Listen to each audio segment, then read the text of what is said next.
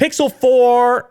Let's talk about the Pixel 4 a little bit. I did the video, okay, on the metal slab that at the time it was speculative. This is going to be the next Pixel. People are like, that looks like the next iPhone, the leaks and rumors and so forth.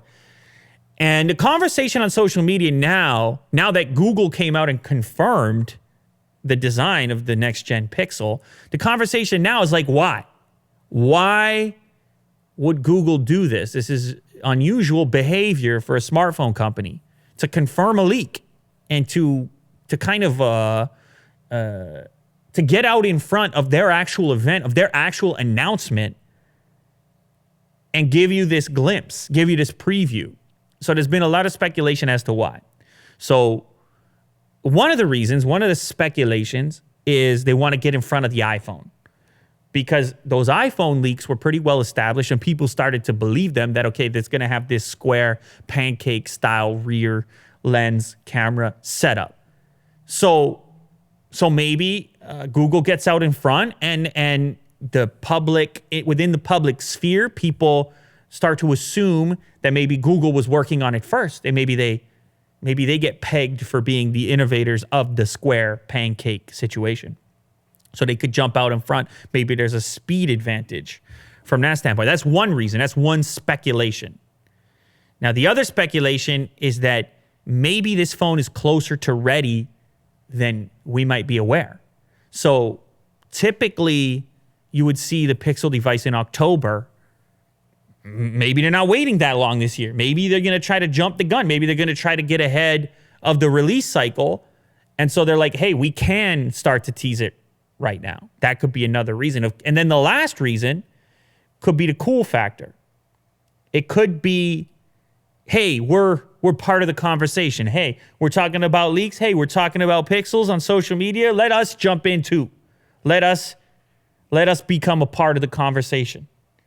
We're just like you guys. We're just as pumped. And if you look at their caption, it kind of has a bit of that vibe to it. You know, where well, since there seems to be some interest, here you go. Wait till you see what it can do.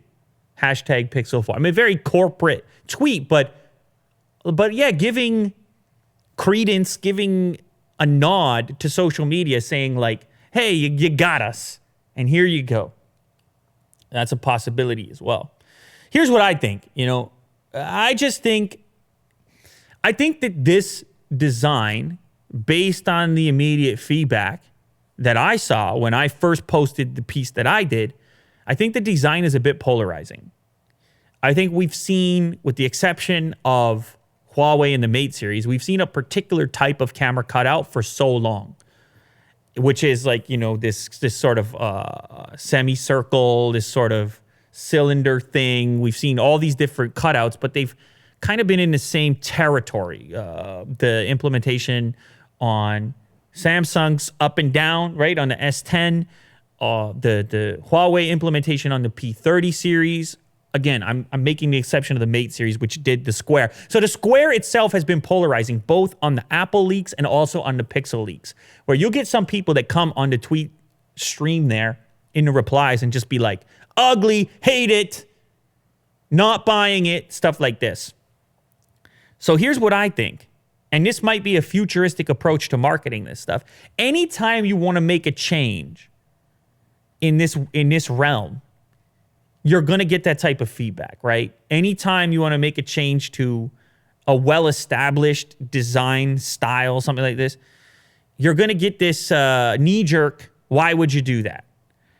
So if you come out early with a subtle version of it, a subtle kind of teaser, and you say, look, here's what to expect, then when the eventual product comes out, there might be a less visceral response where people, ugh. You know that, what I'm talking about? Like, people are very knee-jerk. It diminishes over time with exposure. And I said this when this came up previously, is like, because I think there was a question if I liked that or not. The more exposure you have, and I use the example of Yeezys, the more exposure you have, the more normal something becomes. And therefore, the more acceptable it becomes. And so maybe if companies start to leak their own stuff, the amount of criticism at the actual launch could be diminished because people sort of know what to expect. And then they just save a few tidbits that possibly they know are going to be received well. So this could be a futuristic approach to releasing new products. Instead of laying it all on the line and doing it all in one big show, like, for example, the recent Mac Pro event. But of course, every iPhone event and everything else, they try to save the whole thing up and like do the unveiling.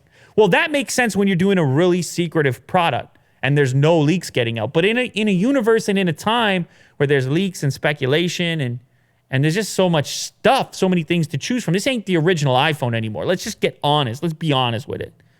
Then it's like, hey, you can make the case. You get out in front of it, give people some idea of what to expect, like a preview for a movie, and then give them the full picture when the thing comes out. That's what I think they're doing, and I think it's a smart move. It's relatable. It's a handshake. We're a part of the convo, and we're getting out ahead of the eventual product. We're giving you an idea of what to expect. So if you are in the market for a smartphone, hey, here's more information for you to use. If you absolutely hate this design, you can move along. You can buy something else now. Or if you're kind of thinking about it, then you could become comfortable with the idea. And then later on, we'll tell you what it can do. We'll tell you why you're going to have this pancake thing. So it just spark the interest officially, not strictly speculative. I mean, otherwise, you got people like me with metal slabs. Well, you can't let the metal slab take the cake. You know? Look at you. Look at that. I'm the metal slab guy in that video. I mean, there's only so much you can do here with this. And so I like the move. I think it's smart. I think it's cool. And who knows, maybe it's going to be embraced to a greater degree in the future with other manufacturers. We'll see how that plays out.